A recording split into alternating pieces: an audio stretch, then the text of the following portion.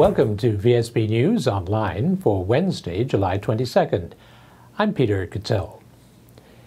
In what appears to be another in the trend towards knife assaults in place of gun violence, a 23-year-old Sandsman was last night stabbed in an encounter on Woodlawn Road, White Hill, and would later die in hospital from the single wound. The police have launched a murder investigation, and Dwayne Keynes, manager of media relations, was able to provide some details. Police responded to an incident that took place sometime between 10 p.m. and 11 p.m. on Tuesday, July 21st. It appears that an altercation took place on Woodlands Road, resulting in a 23-year-old man receiving a stab wound to the body. Now, that man was taken to KMH, where he later died as a result of his injuries. Now, police are asking for anyone in the area, specifically in the Woodlawn Road area, if they saw an altercation between men, to contact police on 295-0011. Of course, they can call the Confidential Crime Stoppers Hotline. That number is 800-8477, and no further information about the victim or release until the next of kin has been notified. At this point in time, there's no information to support the home invasion theory. However, on scene we have officers from the Forensic Support Unit, of course, the Serious Crime Unit, that are doing their due diligence. And tomorrow sometime we will have a press conference where officially we will put some more character around the untimely death of the 23-year-old Sandsman. The UK government has finally agreed to allow Bermuda to negotiate with the Canadian Commercial Corporation over the redevelopment of the airport terminal. Reporting the removal of this stumbling block, Finance Minister Bob Richards said that Bermuda had been acting in good faith all along and could now move ahead towards making the go, no-go decision. This afternoon, I am pleased to announce that the Bermuda government has received and formally accepted an entrustment letter from Her Majesty's government with respect to the airport terminal redevelopment project.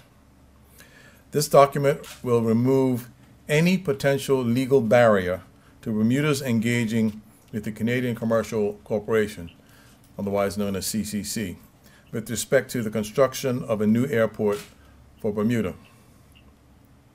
This entrustment letter has been a long time coming, but it now includes language that both the UK government and the Bermuda government are content with. It removes any ambiguity as to the authority of the Bermuda government to engage CCC, which will act as the prime contractor in this project. The government did have legal advice advising that the transaction we sought with CCC fell outside the requirements for an entrustment from the UK. However, any ambiguity in this matter would have posed a significant problem for the project's financiers. Acting in good faith, the Bermuda government sought clarity by establishing dialogue with the UK, and now that ambiguity has been removed. We are now continuing talks with CCC and ACON, Canada's largest public construction and infrastructure development company, towards making the, I guess, now famous go, no-go decision. If agreed, we will move to phase 2 from phase 1, which would entail the finalizing of detailed contracts, financing, and design. That will probably take the better part of a year. Advancing to the next stage will alter the arrangements of liability for Bermuda, meaning we will be committed to the project and would have to pay financial penalties should we subsequently abandon the deal. The Bermuda public will be apprised when arrangements are agreed to move to phase 2. The growing public pressure for the salaries of executives who are funded by the taxpayer to be made public has caused one major body to lift the curtain. Brian Darby has that story. In view of the controversy caused by the publication of the annual salary of Bermuda Tourism Authority CEO Bill Hanbury at $295,000 plus bonus, the public will doubtless be interested to learn of the salaries being paid to other top executives in Bermuda. In the case of the Bermuda Monetary Authority, its latest annual report reveals for the first time that Chief Executive Officer Jeremy Cox received $500,000 a year plus a 30% bonus for a total of $650,000. Salaries of the other 7 members of his executive team range from $230,000 a year to $350,000, with a performance-based bonus of up to 25% of salary. The 8 members of the executive board receive total compensation of $2.75 million, or an average of $344,750 each. Brian Darby reporting for VSB News. It's official. The annual agricultural exhibition will take place next year in the Botanical Gardens. This as a result of a public-private initiative and a memorandum of understanding signed today by Public Works Minister Craig Cannonier, Antoine Allboy, President of the Agricultural Show Limited, and witnessed by the chair of the organization, David Lopes. We are excited about the group that is here today. They have stepped up to the table and they've put their money where their mouth is and said that we cannot have the Ag Show not being presented on a yearly basis. And so with great pride and with excitement, I'm here today to tell you that we have the MOU in hand. As I said, it's been a couple of months getting through all the details, and we're excited about the fact that this now will become a reality in 2016. We have been negotiating since April for the past few months. I'm glad that we finally have an MOU that both parties can agree to. There was never a moment where it was a point where government said, well, we can't do this, you have to do this, or we said, well, we can't do this, we don't want to do this. The negotiations were very easy. Well, I shouldn't say easy, but they were very peaceful, very amicable. That's it. We came to a meeting of the minds, and as the minister said, today we have an agreed upon MOU that we will sign today. Also, as the minister mentioned, that this is a public-private relationship, but we want to point out that for the most part, the funding will come from the private sector. We will be putting together, once we have this MOU signed, we will be putting together our fundraising committee. We will be going out to the public and to the private sector and raising funds to put on this 2016 MOU. And we look forward to working with the government for the next Ag Show. We have a very strong team, and I think Bermuda has come to expect and enjoy the exhibition each year in April, from our young people right on up to our senior citizens and everybody in between. And I think 2016 is going to be a year where we're probably going to have a few hiccups, but we aim to make it probably the best exhibition that you've ever seen here in Bermuda, and look out for 2017. And we'll be right back after this. In an effort to make Bermuda's roads safer, and in partnership with Bermuda Police Service and the Bermuda Road Safety Council, DeFon's Broadcasting is launching a safe driving campaign. Complete with thumb bands, come into DeFon's Broadcasting and 94 Reed Street and make the commitment to drive safer and slower for yourself. Your voice could be featured on the radio. Get yourself a thumb band as a reminder of your commitment to drive safer and with fewer distractions. While you're at it, why not get one for someone in your life who also needs a reminder that our roads do not discriminate. They can take anyone's life. Let's drive safe, Bermuda, and arrive alive. Peace and love. Safe journeys. Blacks have made their mark in various aspects of the island's tourism industry, as Dr. Theodore Francis II tells it. But the Bermudian lecturer, who is assistant professor of history in the Department of Humanities at Huston-Tillotson University in Austin, Texas, feels more can be done. He cites financial support in hotel and guest house ownership as examples.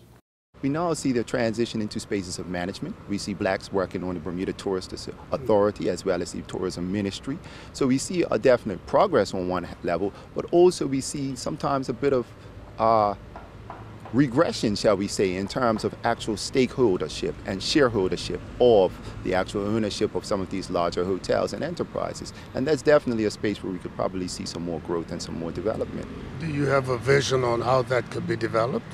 An individual vision, no, but I do have possibly some smaller suggestions. Definitely some ways in which we might be able to get local and international partnerships, more constructive local and international partnerships, expanding into the green tourism field, because that is definitely growing. You do have a number of very interested-minded foreigners, whether they are in the United States, Canada, or England and other parts of Europe, who are interested in not only traveling, but traveling in a sustainable manner. So when we talk about green, we're not just talking about solar panels and, renewable water sources, but we're also talking about local ownership. And folks who travel are very interested in seeing that the money that they spend actually goes to the local communities that they're spending it in. So definitely working with smartphone technology, apps, for example, apps that might be able to locate which hotels on a given island or in a given country are actually owned by locals, and how much percentage thereof is actually going back to local communities from the things purchased. So those types of methods might be useful. So the Bermuda Tourism Authority is encouraging this sort of entrepreneurial spirit. Mm-hmm. This is in line with what you're thinking, is it? Yes, most definitely. I think that's definitely a space, but also what we've got to reflect on is tourism, even in Bermuda, when we think about even in the so-called golden years of tourism. Yes, there was entrepreneurship, but there was also government subsidies. And that's the thing which often gets dropped out of the narrative about entrepreneurship. Yes, we had some wonderful white hoteliers who owned great hotels and great guest houses, but oftentimes they were subsidized by the Trade Development Board at that time and also the early Ministry of Tourism. And this is one of the things we've got to acknowledge, that tourism, just by nature of the business, you've got to understand that it's a very intense front outlay and investment of funds up front. And if the government expresses interest in and support for, well, they also need to support that with subsidization as well as just great ideas and great kind of technological support. In its 38-year history, the Association of Bermuda International Companies Awards program has assisted more than 541 students, and thus far some $491,000 has been raised, which will provide funding for 13 undergraduates and 1 postgraduate student. XL Catlin, head of Bermuda Insurance Operations and president of ABIC, Patrick Tannock, derives much pleasure from these proceedings. The scholarships are extremely important, and as a former ABIC scholarship recipient myself who's come full circle, I received a scholarship back in 1980. And I can tell you, had I not received that scholarship back in 1980, I would not have been able to go away to school to acquire the skill sets that would allow me to participate in international business. And when you look at the economic situation today in Bermuda, where there's so many people who are having so many challenges, I think this is really critical in terms of allowing people to go away to school and pursue the skill sets that they need to participate in international business. So I think it's extremely important, more important than it's ever been before. Is it fair to say that the industry is now looking a lot more at Bermudians than in the past? I think we've always tried to look at Bermudians, but it's a process and it takes time. And I think you got to remember that international business, there's always going to be some internationals, some of whom have made substantive and material contributions to Bermuda's success. From a perspective of a leader of one of the companies in Bermuda, the more Bermudians we can get, the better. It makes a lot of sense. It's economically, economically, it just makes a lot of sense from our perspective. What gives you the most pride when you participate in events like today? Well, the sense of optimism, it's so invigorating. It just gives us all hope.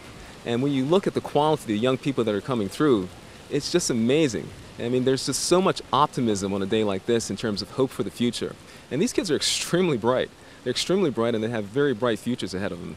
But I'd just like to say a special note to the parents that we know that the children did not get here alone, and that there's been a lot of sacrifice behind the accomplishments of the kids that are here today and have been selected for scholarships. Planning Minister Senator Michael Fay has dismissed the appeal by BEST against the Development Applications Board's decision to approve the dockyard land reclamation that will provide the America's Cup event with space for an event village. Brian Darby has been looking at the report that guided the minister's decision. If Parliament had not already approved the reclamation of 11 acres of land in the Dockyard South Basin, the planning inspector handling the recent appeal by Best said he would have agreed with its claim that the DAB had not carried out sufficient investigation of the project before giving its approval. However, in his report upholding the decision to allow the two-stage development to proceed, Mark Hornell states that the decision was already made on July the 18th, 2014, when Parliament gave the project the nod. Even so, the developers will face a number of stringent conditions laid down by the board, including protecting historic wrecks, bird habitats and the historic magazine shed. But the fact that debate in Parliament could supersede the planning process has left many observers, including Stuart Hayward of Best, scratching their heads. Brian Darby reporting for VSB News. And now we turn to Earl Baisden with the latest from the sports desk. Tyrone Smith advanced to the men's long jump finals of the Pan American Games right here in Toronto with a top leap of 7.72 meters on his second attempt, competing in Group A. Smith was ultimately looking for a spot in the final, recorded a foul on his first attempt before leaping the 7.2. He decided not to take a third jump, knowing he had already sealed a place in the finals.